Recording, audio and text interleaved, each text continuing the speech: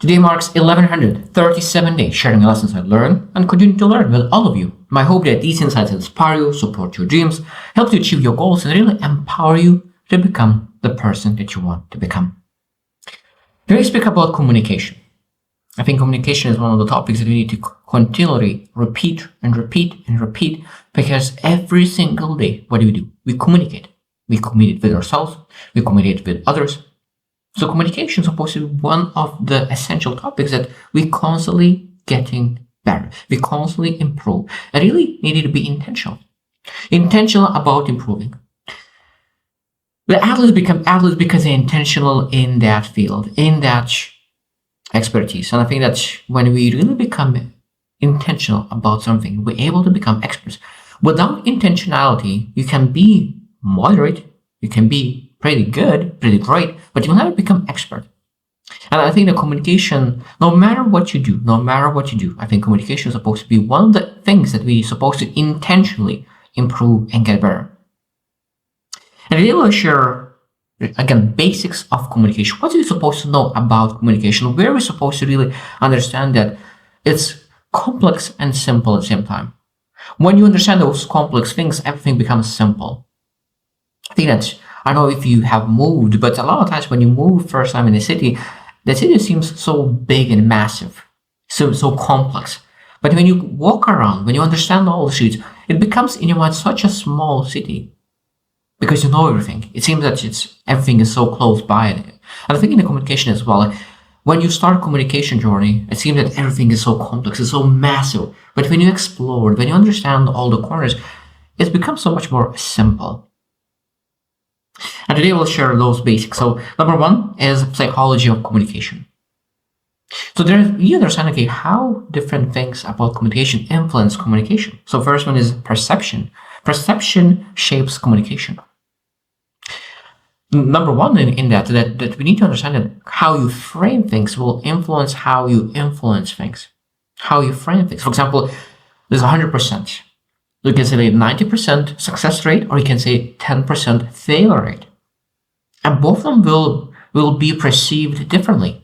So how you frame, how you really explain situation will dictate how other person is perceiving that. It's very important that framing is such an important thing. At the same time as priming. Priming is that being able to explain what will happen. So when we think about communication, we need to understand that emotional intelligence puts a key role in communication. How well you manage your emotions.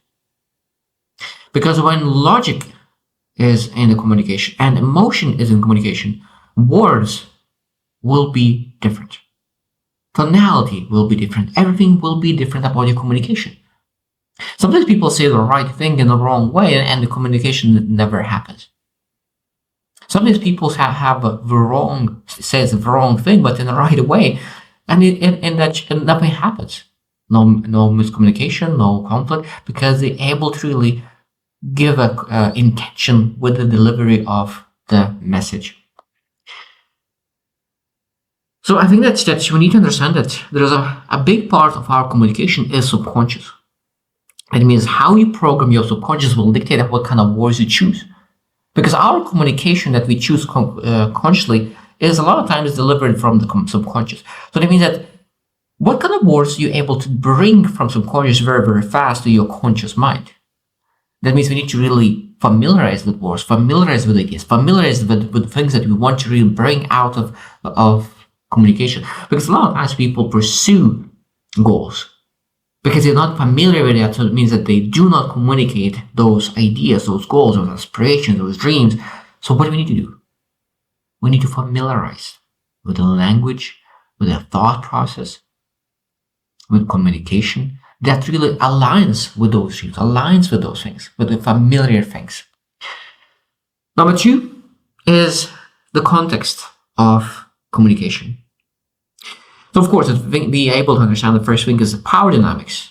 It means it could be like we in a company could have flat hierarchy, so everyone is equal. Maybe this is like very pyramid scheme, but where you at the bottom is employees, at the top is CEO. And it might be that there is a hierarchy of people who are below the person feels inferior for the person because they have that authority over them. But of course, I think that the flatter structure is much better. Knowing what is above you theoretically, but knowing that you are equals in one sense and just in a position who makes the decision as the person who has a better position. So power dynamics is really influencing communication quite a lot. And besides that, I think that it's very important to understand that it's situations. Some person who would be master in communication, expert in communication, still make mistakes because based on situation, based on where they are at the moment. It might be that a person who is very logical and is able to express themselves very well at some point, because there's a lot of things happen in their life and they were not able to handle that situation very well, they will bring their worst in that communication. So it means sometimes we judge person because of their communication. We're supposed to judge their situation. So it means we're supposed to judge their situation, what kind of situation they are in right now, not rather than the person itself. I think it's very easy to judge person based on their communication. I think that I have done as well. I think that is human because we have a tendency to really prejudge person based on their vocal image. That's a beautiful saying, vocal image. That every single person has vocal image. And we're supposed to be intentional about improving that image because how we look, that is visual image. How we sound is different image. And that's, again, is very important. Number 3 is real layers of communication. What are we supposed to focus on? And then the number 1 is that storytelling. Storytelling is one of the best ways to really transfer information. Because it's very easy to follow the line. And really want to get to the finish line. And we get that attention needed to learn, to develop, to improve. So a person who is able to share the stories and able to deliver any kind of message through story really outperform anyone who is potentially expert in the field but not able to really deliver the message. So storytelling is one of the best tools to really deliver the message. What are the other tools that we're able to use? And one of the best tools is power of silence. Such an interesting thing, the power of silence. So one of the best tools for communication is the silence. Properly positioned silence. Such an interesting thing. When you think about communication is about telling ideas. And we don't think about a lot of times that silence could be one of the best tools of communication. Because what silence does, it really emphasizes the thing that you said at the last moment. And people grab onto that and say, this is something important. I need to remember that. And you're able to really reflect and really reconcile things that the person said before. And that's why silence is so important. Number 4 is nonverbal communication. And of course, there's a lot of ways that we're able to communicate. First one is our macro expressions, our face. Those are important. I think when you're able to express how we feel, I think that I'm not that good at that. I'm not as good into expressing my emotions through my face. But I think that is a great tool to be able to really express that you are joyful, that you are blissful, that you are sad, that you are angry. Being able to express how you feel. My mom is amazing at that. I knew that when her face is used to tell me everything. And I knew that it's better to run away or better to come closer. Because I knew that she's communicating with her face. She didn't need to say anything. But I knew what she feels, what she thinks, just by her facial expressions. And it's a very powerful tool. And at the same time, we're able to understand that communication is as well how space, how much space do you leave for other person. We're able to really real space is such an interesting topic, and I think that I don't have enough understanding on that, how really that works. But I think that this space is interesting topic to really understand, okay, how are we able to really give enough space to each other to communicate, to really improve our communication. And the last thing that I want to mention from that nonverbal communication is that there's a vocal foundation. So that means pitch, that there's a volume, tonality, like a melody, all those things that you improve and be able to really vary it. And I like what Jim Yang says, that the most important part is not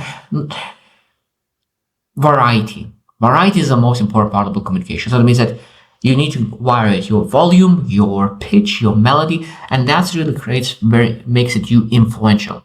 And it's not that easy, because sometimes we become very attracted and attached to one way of speaking, one volume, one pitch, one melody, one tonality, and we speak monotonous. Including myself, I needed to work very, very, very hard to really improve that, and I'm still improving, because there is so much more to improve. But being able to really understand what you need to focus on allows to really be intentional in getting better. Number 5 is barriers of effective communication. What are those barriers? So, of course, it's psychological barriers. It could be semantics, that it could be jargon. Like psychological is that means that you might be that in you on one of the worst days of your life, and of course you will communicate differently when you are on the best day of your life, and that's of course influence communication.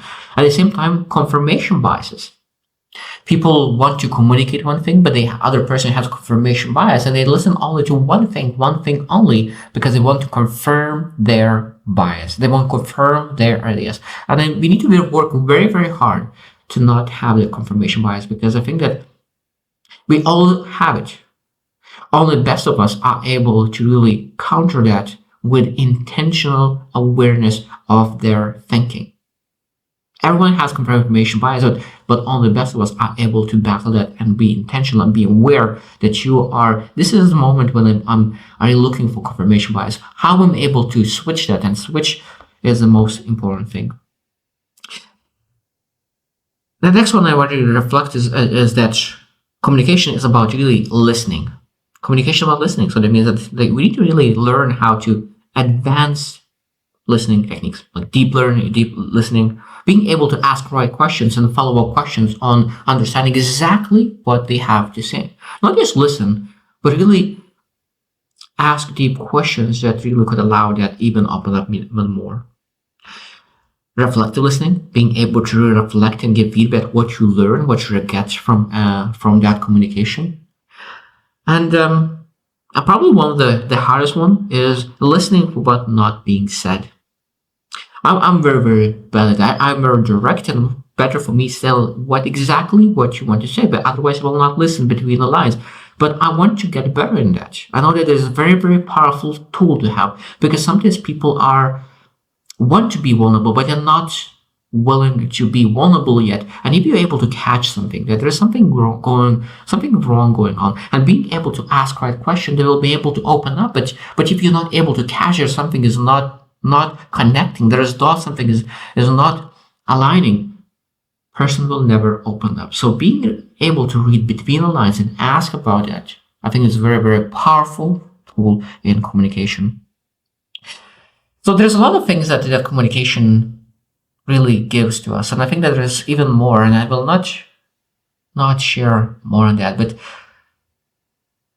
again, today is again one of the more moments that I realize that there's so much more for me to learn. So when I share about communication, I still thinking constantly, because is that true? Is that the right way? Because I think that there was great opportunity for me to understand that communication is something that I still need to work very hard, be intentional to develop understanding, learn it, and really become better at it. So I hope that you will reflect as well on how you rate your communication right now.